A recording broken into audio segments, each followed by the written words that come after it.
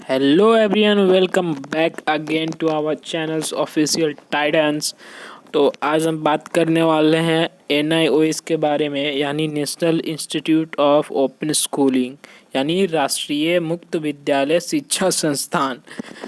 ऐसा है कि ये एक ओपन स्कूलिंग है, मतलब आप घर बैठ के ही आराम से पढ़ाई कर सकते हो। स्कूल कॉलेज जाने का ज़रूरी नहीं है।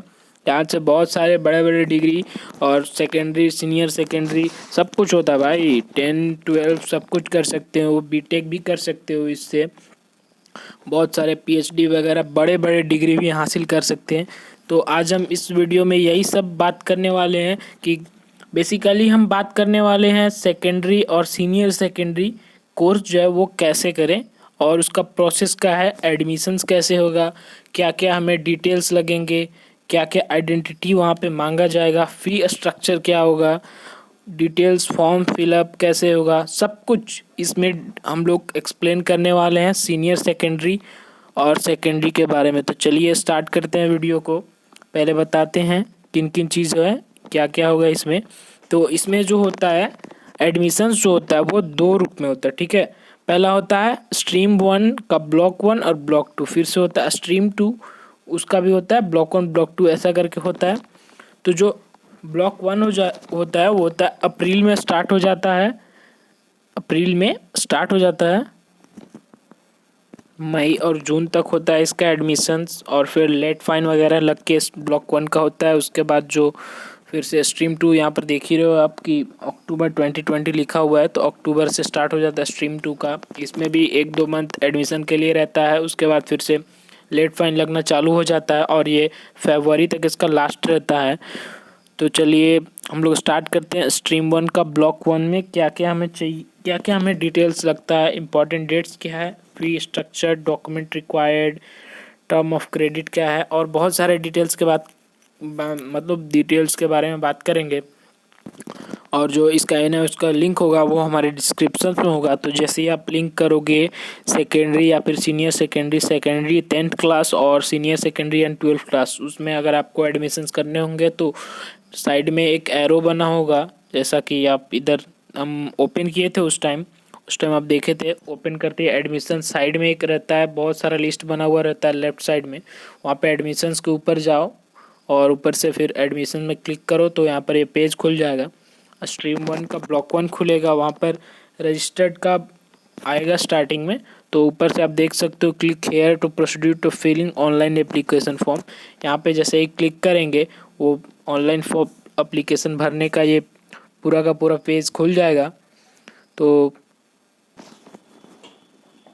क्लिक करते ही ये पेज खुल जाएगा। यहाँ पर जैसे click on register button click करते के साथ ही आएगा, ये पेज खुल जाएगा। वहाँ पर सारा इंस्ट्रक्शन लिखा हुआ है कि क्या क्या करना है। जैसे कि लिखा हुआ है प्रोसीड बटन पे क्लिक करेंगे, उसके बाद फिर से सिलेक्ट स्टेट करना होगा। ये सारा मतलब हम बता देते हैं कि रजिस्टर पर क्लिक करने के बाद ये सब कुछ करना होगा आपको।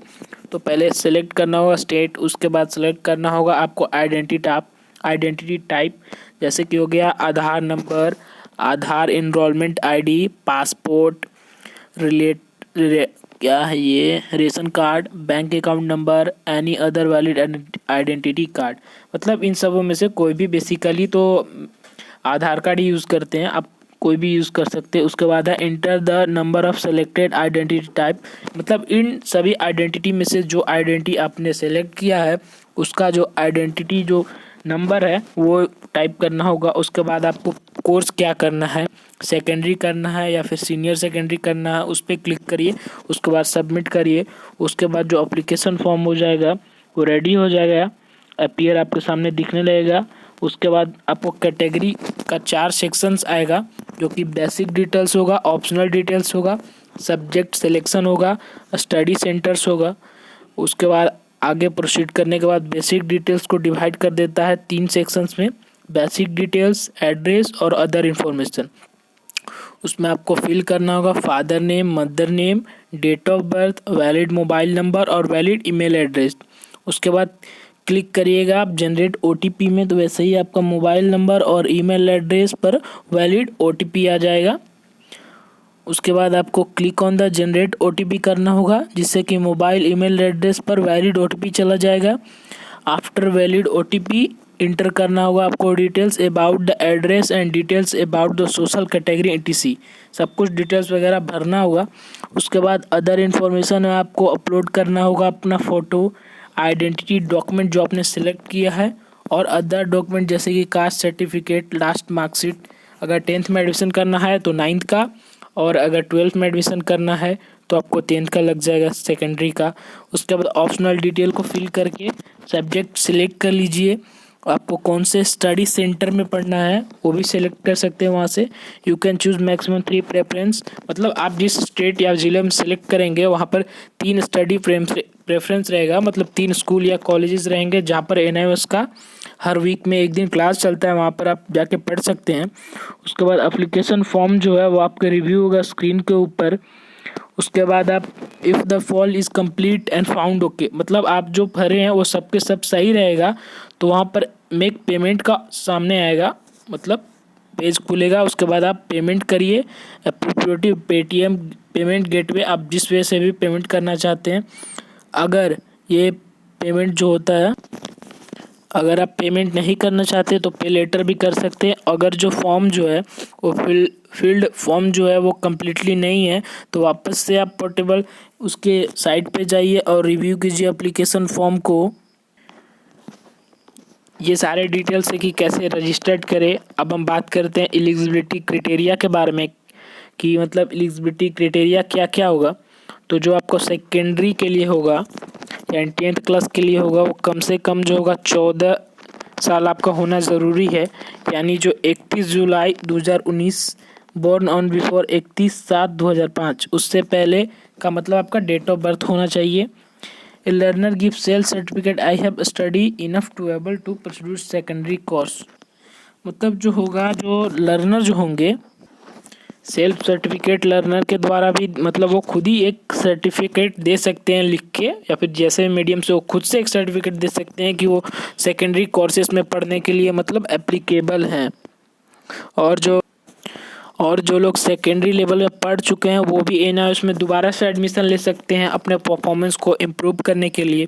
और लोग जो सीनियर सेकेंडरी यानी 12th के लिए एडमिशन लेना चाहते हैं उनका कम से कम 15 साल होना चाहिए, और जो उनका डेट ऑफ बर्थ होना चाहिए वो 31/7/2004 उससे पहले होना चाहिए डेट ऑफ बर्थ।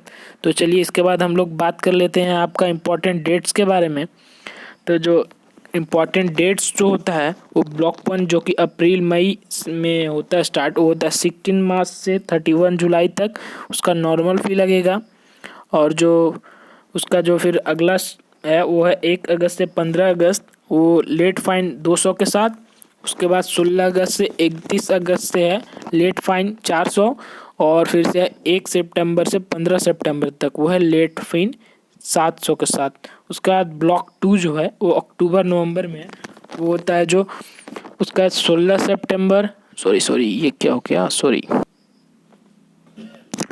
इसके लिए मैं माफ़ी चाहूँगा। ये जो हुआ ये ऑनलाइन में थोड़ा मोड़ा दिक्कत हो जाए स्क्रीन पर टच हो जाने के बाद। तो जो 16 सितंबर से 31 जनवरी तक होगा वो नॉर्मल फ़ी होगा, और फिर से 1 फरवरी टू 15 फरवरी रहेगा लेट फ़ी RS 200 के साथ। उसके बाद 16 to 28 16 से 28 फरवरी तक 400 के साथ, और 1 मार्च से 15 मार्च तक 700 के साथ।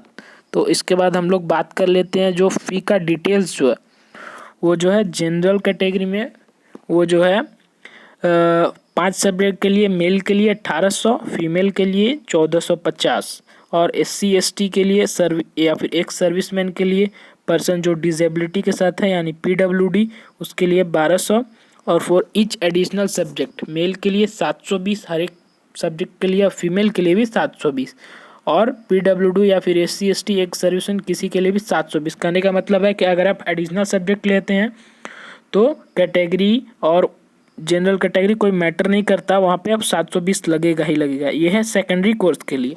अब जो सीनियर सेकेंडरी कोर्स के लिए वो है 5 सब्जेक्ट मेल के लिए 2000 और फीमेल के लिए 1650, और जो रिजर्व कैटेगरी एक सर्विसमैन या फिर PWD है उनके लिए 1300 है, और इसमें एडिशनल सब्जेक्ट के लिए है 720। सेम सेकेंडरी और सीनियर सेकेंडरी दोनों के लिए एडिशनल सब्जेक्ट के लिए है 720, दोनों का सेम है।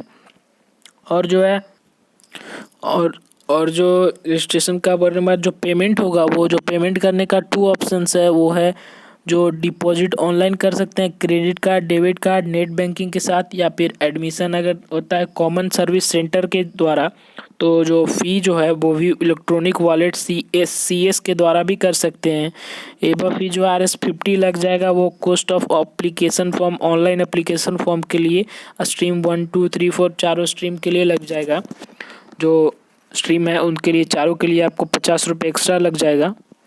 जो भी डॉक्यूमेंट रिक्वायर्ड होंगे उनको स्कैंड कॉपी या फिर सॉफ्ट कॉपी उन्हें JPG या JPEG फाइल्स में रखना होगा वाइल वो जब रजिस्टर करेंगे एडमिशन के लिए सेकेंडरी और सीनियर सेकेंडरी कोर्सेज के लिए, जैसे कि हो गया recent passport size colour photographs और signatures preferably in black ink, valid identity proof जैसे कि आधार कार्ड, पासपोर्ट या फिर रेशन कार्ड, या फिर और जो valid proof of date of birth होगा जैसे कि Aadhaar card, date of birth printed on its day month और ईयर फॉर्म, या फिर बर्थ सर्टिफिकेट। और जो वैलिड प्रूफ होगा रेसिडेंसी का जैसे कि आधार कार्ड या फिर complete address print on it, valid passport. और जो एड्रेस प्रूफ में जो भी आधार कार्ड या फिर वाटर बिल, इलेक्ट्रिसिटी बिल या फिर वोटर ID या फिर राशन कार्ड वैसे वगैरह जो भी होगा। और जो होगा क्लास 8 का मार्कशीट होगा सेकेंडरी कोर्सेज के लिए, या फिर क्लास 10 का मार्कशीट होगा in case of senior secondary course के लिए। मतलब क्लास 8 का मार्कशीट आपको लगेगा सेकेंडरी कोर्सेज के लिए अगर क्लास 9 में लेना है तो, और क्लास 9 का लग जाएगा भाई 10 के लिए। और जो सीनियर सेकेंडरी यानी 11-12 करना चाहते हैं उनके लिए तो क्लास 10 का मार्कशीट लग जाएगा। सोशल कैटेगरी या फिर कास्ट कैटेगरी जो भी बिलोंग करते हैं या फिर एक सर्विसमैन है, उनका मतलब वो सर्टिफिकेट होना चाहिए कि वो सोशल या फिर SC ST उनका मतलब जो होता है ना, ये कास्ट सर्टिफिकेट वो होना चाहिए उनके पास। जो एक सर्विस में मैंने उनका सर्टिफिकेट उनके पास होना चाहिए स्कैंड में। और जो डिसेबिलिटी क्राइटेरिया है इन केस वो कि कोई भी ही या शी या फिर काइंड ऑफ डिसेबिलिटी है तो उनका डिसेबिलिटी का सर्टिफिकेट होना चाहिए। या फिर कोई जैसे फेल का जो मार्कशीट होता है वो भी रखना पड़ता है, जैसे कि अगर हम 8th में फेल हो गए 9 में एडमिशन चाहिए तो 8 का फेल का जो मार्कशीट होगा वो भी ज़रूरी होगा उस टाइम फॉर्म फिलअप करने के द्वारा। या फिर transfer of credit TOC marks will not be, इसका भी ज़रूरी पड़ जाएगा वहाँ पे एडमिशन के टाइम।